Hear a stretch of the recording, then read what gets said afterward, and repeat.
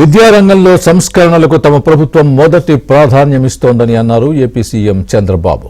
DSC నియామక ప్రక్రియను అత్యంత పారదర్శకంగా బాధ్యతాయుతంగా పూర్తి చేశామన్నారు.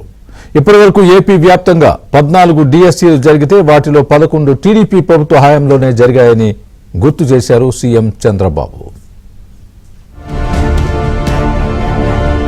ఏపీలో విద్యారంగాన్ని తమ ప్రభుత్వం ఎప్పుడూ ప్రోత్సహిస్తోందని సీఎం చంద్రబాబు అన్నారు. మెగా డిఎస్సీ నియామకాల అంశంపై ఏపీ శాసనసభలో సీఎం ప్రసంగించారు. మంచి విద్య నైపుణ్యాలు అందిస్తే అత్యుత్తమ మానవ వనరులుగా విద్యార్థులు తయారవుతారని విశ్వసించామన్నారు. విద్యా ప్రమాణాలు పెంచినప్పుడే ఏపీ అభివృద్ధి సాధ్యమవుతుందని చంద్రబాబు తెలిపారు. 2019-24 మధ్య గత ప్రభుత్వం ఒక్క టీచర్ పోస్టు కూడా భర్తీ చేయలేదని విమర్శించారు. ఇప్పటి వరకు ఏపీలో 14 డిఎస్సీలు జరిగితే వాటిలో 11 డిఎస్సీలు టీడీపీ ప్రభుత్వ హయాంలోనే జరిగాయని తెలిపారు. ఇప్పటి వరకు అవినీతి జరిగిందని ఒక్క ఫిర్యాదు కూడా రాలేదని సీఎం చంద్రబాబు స్పష్టం చేశారు.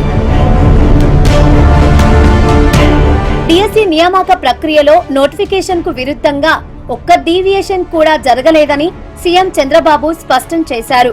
స్పోర్ట్స్ కోటాలో కేంద్ర ప్రభుత్వం అమలు చేస్తున్న నిబంధనలనే ఏపీలోనూ అమలు చేశామని తెలిపారు.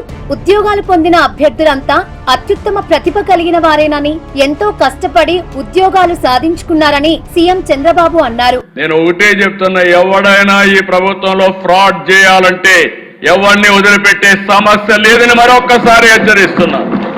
ఒక ఐఏఎస్ ఆఫీసర్ ఈ ప్రభుత్వంలో పనిచేస్తాడు, ఇష్టానుసారంగా మాట్లాడతాడు, ఒకే క్యాస్ట్కు ఉద్యోగాలు ఇచ్చారంటాడు, అజం ఏమైనా చెప్పినా పర్వాలేదు అనుకుంటున్నాడు.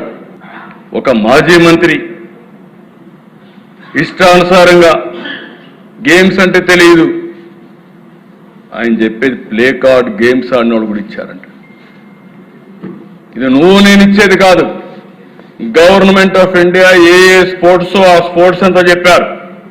65 స్పోర్ట్స్ కేటగిరీస్ కింద గవర్నమెంట్ ఆఫ్ ఇండియా 2024లో నోటిఫై చేశారు. ఆ నోటిఫికేషన్ నే ఈ ప్రభుత్వం ఫాలో అయింది తప్ప డీవియేషన్ 0 అని చెప్పి కూడా నేను మీకు తెలియజేస్తున్నా.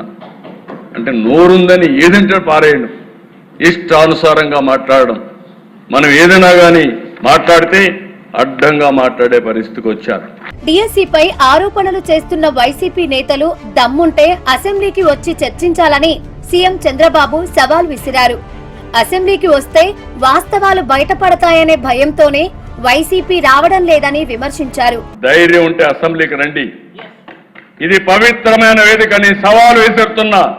మీరు ఇక్కడ అసెంబ్లీలో వచ్చి కూర్చుంటే మీరు అడిగేదానికి మేము సమాధానం చెప్తే, నీ దగ్గర ఏదైనా అడిషనల్ పేపర్ ఉంటే ఆ సాక్ష్యాలు చూపించి ఒక పవిత్రమైన వేదికతో ప్రజా సమస్యలనే కాకుండా జవాబుదారీతనం తీసుకొచ్చే వేదిక ఈ అసెంబ్లీ.